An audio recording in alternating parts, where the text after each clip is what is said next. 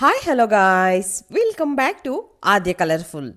ನಾನು ಸುಮಾ. ಫ್ರೆಂಡ್ಸ್, ಇವತ್ತಿನ ವಿಡಿಯೋದಲ್ಲಿ ತುಂಬಾ ಈಸಿಯಾಗಿ ಟೇಸ್ಟಿಯಾಗಿ ಮಾಡುವಂಥ ಒಂದು ಚಕ್ಲಿ ರೆಸಿಪಿಯನ್ನು ನಿಮ್ಮ ಜೊತೆ ಶೇರ್ ಮಾಡ್ಕೊಳ್ತಾ ಇದ್ದೀನಿ.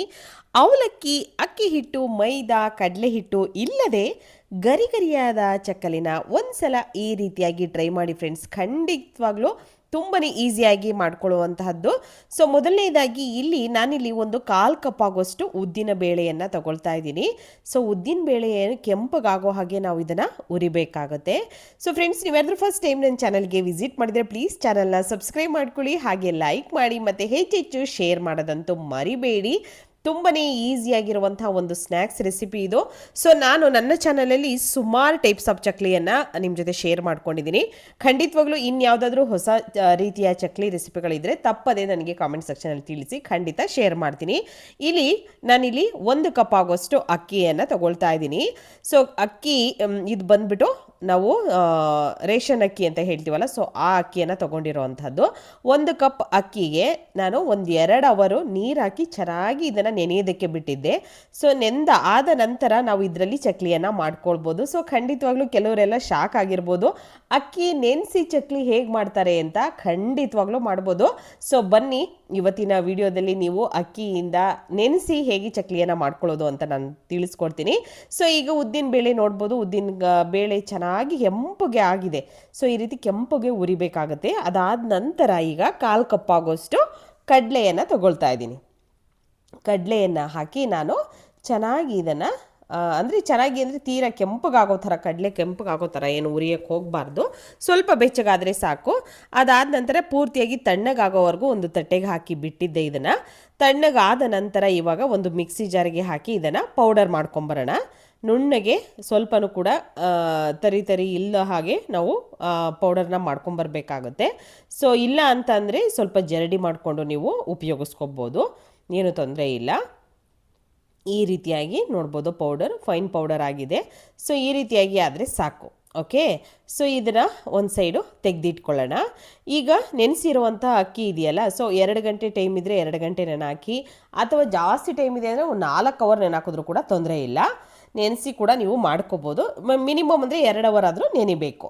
ಈಗ ನೋಡಿ, ನಾನು ಅಕ್ಕಿಯನ್ನು ನೆನೆಸಿರೋವಂಥ ಅಕ್ಕಿಯನ್ನು ಇವಾಗ ನಾವು ಒಂದು ಮಿಕ್ಸಿ ಜಾರಿಗೆ ಹಾಕ್ಕೊಳ್ತಾ ಇದ್ದೀವಿ. ಜಾರಿಗೆ ಹಾಕಿದ ನಂತರ ಇದಕ್ಕೆ ಸ್ವಲ್ಪ ನೀರನ್ನು ಹಾಕ್ಕೊಂಡು ಗ್ರೈಂಡ್ ಮಾಡ್ಕೊಂಬರೋಣ. ಜಾಸ್ತಿ ನೀರೇನು ಹಾಕ್ಕೊಳಕ್ಕೆ ಹೋಗಬೇಡಿ, ನೀರು ಜಾಸ್ತಿ ಆದರೆ ಹಿಟ್ಟು ಕೂಡ ಜಾಸ್ತಿ ತೊಗೊಳುತ್ತೆ. ಸೊ ನೀರು ಎಷ್ಟು ಬೇಕೋ ನೋಡಿಕೊಂಡು ನೀವು ನುಣ್ಣಗೆ ಪೇಸ್ಟ್ ಮಾಡ್ಕೋಬೇಕು. ಇದನ್ನು ತೀರಾ ನುಣ್ಣಗೆ ಮಾಡ್ಕೋಬೇಕು.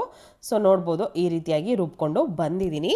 ತುಂಬಾ ಈಸಿಯಾಗಿರುವಂಥ ಒಂದು ಚಕ್ಲಿ ರೆಸಿಪಿ ಇದು. ಖಂಡಿತವಾಗ್ಲೂ ತುಂಬಾ ಕ್ರಿಸ್ಪಿಯಾಗಿ ಬರುತ್ತೆ. ಇದನ್ನು ನೀವು 2-3 ತಿಂಗಳವರೆಗೂ ಕೂಡ ಸ್ಟೋರ್ ಮಾಡಿ ಇಟ್ಕೋಬೋದು. ಇಷ್ಟೇ ಗರಿಗರಿಯಾಗಿ ಇರುತ್ತೆ ಫ್ರೆಂಡ್ಸ್. ಈಗ ರುಬ್ಬಿರೋವಂಥ ಮಿಶ್ರಣನ ಈಗ ನಾನು ಒಂದು ಬೌಲಿಗೆ ಹಾಕ್ಕೊಳ್ತಾ ಇದ್ದೀನಿ. ಬೌಲಿಗೆ ಹಾಕಿದ ನಂತರ ರುಬ್ಬಿರೋದು ಪೂರ್ತಿಯನ್ನು ಸೇರಿಸ್ಕೊಳ್ತಾ ಇದ್ದೀನಿ. ಇಲ್ಲಿ ನಾನು ಒಂದು ಮೆಜರ್ಮೆಂಟಲ್ಲಿ ತೊಗೊಂಡಿರೋ ಅಂಥದ್ದು 1 ಕಪ್ ಅಕ್ಕಿಯನ್ನು ಹಾಕ್ಕೊಂಡಿರೋ ಅಂಥದ್ದು. ಸೊ ಈಗ ಪೌಡರ್ ಮಾಡಿರೋ ಅಂಥದ್ದು ಕಡಲೆ ಮತ್ತು ಉದ್ದಿನ ಬೇಳೆಯ ಪೌಡರ್ ಇದೆಯಲ್ಲ, ಅದನ್ನು ಇವಾಗ ಇದಕ್ಕೆ ಹಾಕ್ಕೊಳ್ತಾ ಇದ್ದೀನಿ. ನಾವು ಅಕ್ಕಿ ಹಿಟ್ಟಿಗೆ ಹಾಕ್ಕೊಂಡ ನಂತರ ಇವಾಗ ಖಾರಕ್ಕೆ ಅನುಗುಣವಾಗಿ ಖಾರದ ಪುಡಿಯನ್ನು ಹಾಕ್ಕೊಳ್ತಾ ಇದ್ದೀವಿ. ನಿಮಗೆ 1 ಸ್ಪೂನ್ ಬೇಕಾ ಅಥವಾ 2 ಸ್ಪೂನ್ ಬೇಕಾ ನೋಡಿಕೊಂಡು ನೀವು ಖಾರ ಎಷ್ಟು ಬೇಕೋ ನೋಡಿಕೊಂಡು ಹಾಕ್ಕೊಳ್ಬೋದು. ಸೊ ಈಗ 1 ಸ್ಪೂನ್ ಆಗೋಷ್ಟು ಖಾರದ ಪುಡಿಯನ್ನು ಹಾಕಿದ ನಂತರ ಒಂದು 1/4 ಟೀ ಸ್ಪೂನ್ ಆಗೋಷ್ಟು ಅಜ್ವೈನ್ ಹಾಕ್ಕೊಳ್ತಾ ಇದ್ದೀನಿ. ರುಚಿಗೆ ತಕ್ಕಷ್ಟು ಉಪ್ಪನ್ನು ಸೇರಿಸ್ಕೊಳ್ತಾ ಇದ್ದೀನಿ. ನೋಡ್ಬೋದು, ಉಪ್ಪು ನೋಡಿಕೊಂಡು ಸೇರಿಸ್ಕೊಳ್ಳಿ. ಅದು ಸ್ವಲ್ಪನೇ ಹಾಕ್ಕೊಂಡು ನಂತರ ಆಮೇಲೆ ನೀವು ಸ್ವಲ್ಪ ಹಿಟ್ಟನ್ನು ಟೇಸ್ಟ್ ಮಾಡಿ ನೋಡಿದ್ರೆ ನಿಮಗೆ ಗೊತ್ತಾಗುತ್ತೆ ಉಪ್ಪು ಕರೆಕ್ಟಾಗಿದೆಯಾ ಇಲ್ವಾ ಅನ್ನೋದು. ಸೊ ಅದಾದ ನಂತರ ಇದಕ್ಕೆ ಕಾಯಿಸಿರೋವಂಥ ಎಣ್ಣೆ, ಬಿಸಿ ಎಣ್ಣೆಯನ್ನು ಹಾಕ್ಕೊಳ್ಬೇಕು. 1 ಟೇಬಲ್ ಸ್ಪೂನ್ ಆಗೋಷ್ಟು ಹಾಕ್ಕೊಳ್ಳಿ, ಜಾಸ್ತಿ ಬೇಡ. ಬೆಣ್ಣೆ ಹಾಕ್ಕೊಳ್ತೀವಿ ಅಂದರೆ ಬೆಣ್ಣೆ ಕೂಡ ಹಾಕ್ಕೊಳ್ಬೋದು. ಸೊ ಈಗ ನಾನು ಎಣ್ಣೆಯನ್ನು ಬಿಸಿ ಮಾಡಿ ಹಾಕ್ಕೊಂಡಿದ್ದೀನಿ. ಈಗ ಬಿಸಿ ಇರೋದ್ರಿಂದ 1 ಸ್ಪೂನಿಂದ ಸಹಾಯದಿಂದ ಇದನ್ನು ನಾನು ಮಿಕ್ಸ್ ಮಾಡ್ಕೊಳ್ತಾ ಇದ್ದೀನಿ. ಈ ರೀತಿಯಾಗಿ ಕೈಯಲ್ಲಿ ಈಗ ನೀಟಾಗಿ ಮಿಕ್ಸ್ ಮಾಡ್ಕೊಳ್ಳೋಣ. ಸ್ವಲ್ಪ ತಣ್ಣಗಾಗಿದೆ. ಈಗ ಕೈಯಲ್ಲಿ ಮಿಕ್ಸ್ ಮಾಡ್ತಾ ಸ್ವಲ್ಪ ನೀರನ್ನು ಹಾಕ್ಕೊಳ್ತಾ ಹಿಟ್ಟನ್ನು ಕಲಿಸ್ಕೊಳ್ಳೋಣ. ನೀರೇನು ನಾನು ಬಿಸಿ ನೀರೇನು ತಗೊಳ್ತಾ ಇಲ್ಲ, ಮಾಮೂಲಿಯಾಗಿರುವಂಥ ಕುಡಿಯೋ ನೀರು ಇರುತ್ತಲ್ಲ, ಸೊ ಅದನ್ನೇ ಹಾಕ್ಕೊಳ್ತಾ ಇದ್ದೀನಿ.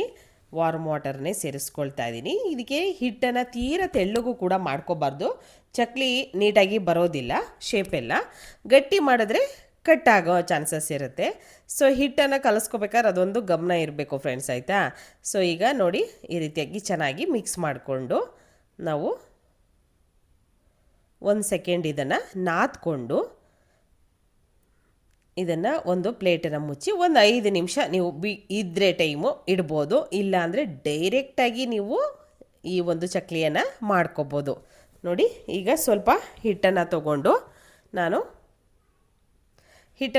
ಈಗ ಚಕ್ಲಿ ಒಳ್ಳಿ ತೊಗೊಳ್ತೀನಿ. ಸೊ ಚಕ್ಲಿ ಒಳ್ಳಿಗೆ ಹಾಕ್ಕೊಳ್ಳೋಣ. ಚಕ್ಲಿ ಒಳ್ಳಿಗೆ ಈ ಸ್ವಲ್ಪ ಎಣ್ಣೆಯನ್ನು ಗ್ರೀಸ್ ಮಾಡಿ ತಗೊಳ್ತಾ ಇದ್ದೀನಿ. ಸ್ವಲ್ಪ ಎಣ್ಣೆ ಹಚ್ಕೊಂಡ್ರೆ ಹಿಟ್ಟು ಅಂಟ್ಕೊಳ್ಳಲ್ಲ, ಸೊ ಅದಕ್ಕೋಸ್ಕರ ಸ್ವಲ್ಪ ಗ್ರೀಸ್ ಮಾಡಿ ಹಾಕ್ಕೊಳ್ಬೇಕಾಗುತ್ತೆ. ಈ ರೀತಿಯಾಗಿ ಹಾಕಿದ ನಂತರ ಪೂರ್ತಿಯಾಗಿ ಫಿಲ್ ಮಾಡಿಕೊಂಡು ಇದರ ಲಿಡ್ಡನ್ನು ಕ್ಲೋಸ್ ಮಾಡ್ಕೊಳ್ಳೋಣ. ಈ ರೀತಿ ಕ್ಲೋಸ್ ಆದ ನಂತರ ನಾವು ನಿಧಾನವಾಗಿ ಚಕ್ಲಿಯನ್ನು ಹಾಕ್ಕೊಳ್ಬೋದು. ಸೊ ಖಂಡಿತವಾಗ್ಲೂ ಏನು ತೊಂದರೆ ಆಗೋದಿಲ್ಲ. ನೋಡಿ ಇದನ್ನು ಕ್ಲೋಸ್ ಮಾಡ್ಕೊಳ್ತಾ ಇದ್ದೀನಿ. ಈ ರೀತಿಯಾಗಿ ಕ್ಲೋಸ್ ಮಾಡಿಕೊಂಡು ನಿಧಾನವಾಗಿ ನಾವು ನೀಟಾಗಿ ಚಕ್ಲಿಯನ್ನು ಹಾಕ್ಕೊಳ್ಬೋದು. ನೋಡ್ಬೋದು ನೀವು, ಎಲ್ಲೂ ಕೂಡ ಕಟ್ಟಾಗಲ್ಲ ಫ್ರೆಂಡ್ಸ್, ಅಷ್ಟೇ ಪರ್ಫೆಕ್ಟಾಗಿ ಬರುತ್ತೆ ಈ ಒಂದು ಚಕ್ಲಿ. ನೋಡಿ ಶೇಪು ಕೂಡ ಚೆನ್ನಾಗಿ ಬರ್ತಾ ಇದೆ, ಅದು ಡಿಸೈನ್ ಕೂಡ. ಸೊ ಹಾಗಾಗಿ ಏನು ತೊಂದರೆ ಬೇಡ, ನಿಮಗೆ ಆರಾಮಾಗಿ ನೀವು ಚಕ್ಲಿಯನ್ನು ಮಾಡ್ಕೊಳ್ಬೋದು. ಸೊ ಈ ರೀತಿಯಾಗಿ ನೀವು ಕೂಡ ಮನೆಯಲ್ಲಿ ಅವಲಕ್ಕಿ, ಅಕ್ಕಿ ಹಿಟ್ಟು, ಮೈದಾ, ಕಡಲೆ ಹಿಟ್ಟು ಯಾವುದು ಕೂಡ ಇಲ್ದಲೆ ಗರಿಗರಿಯಾದ ಚಕ್ಲಿಯನ್ನು ತಯಾರಿಸ್ಕೊಳ್ಬೋದು. ಸೊ ತಯಾರಿಸಿ ಹೇಗಿತ್ತು ಅನ್ನೋದನ್ನು ತಪ್ಪದೆ ಕಾಮೆಂಟ್ ಸೆಕ್ಷನಲ್ಲಿ ತಿಳಿಸೋದಂತೂ ಮರಿಬೇಡಿ. ಈಗ ನೋಡಿ ಆಗಿದೆ. ಸೊ ಈಗ ಇದೇ ರೀತಿ ಎಲ್ಲ ಚಕ್ಲಿಗಳನ್ನು ನಾನು ಹಾಕ್ಕೊಂಡು ಒಂದು ಕಡೆ ಇಟ್ಕೊಳ್ತೀನಿ ಫಸ್ಟಿಗೆ. ನೋಡ್ಬೋದು ಈಗ ಎಣ್ಣೆ ಆಲ್ರೆಡಿ ಕಾಯೋದಕ್ಕೆ ನಾನು ಇಟ್ಟಿದ್ದೀನಿ. ಸೊ ಎಣ್ಣೆ ಮೀಡಿಯಮ್ ಆಗಿ ಎಣ್ಣೆ ಕಾದ ನಂತರ ಇವಾಗ ನಾವು ಅದನ್ನು ಚಕ್ಲಿಗಳನ್ನು ಒಂದೊಂದಾಗಿ ಹಾಕಿ ಫ್ರೈ ಮಾಡ್ಕೋಬೇಕಾಗುತ್ತೆ. ಈ ರೀತಿಯಾಗಿ ನೋಡಿ, ಈ ರೀತಿಯಾಗಿ ಫ್ರೈ ಮಾಡ್ಕೋಬೇಕು.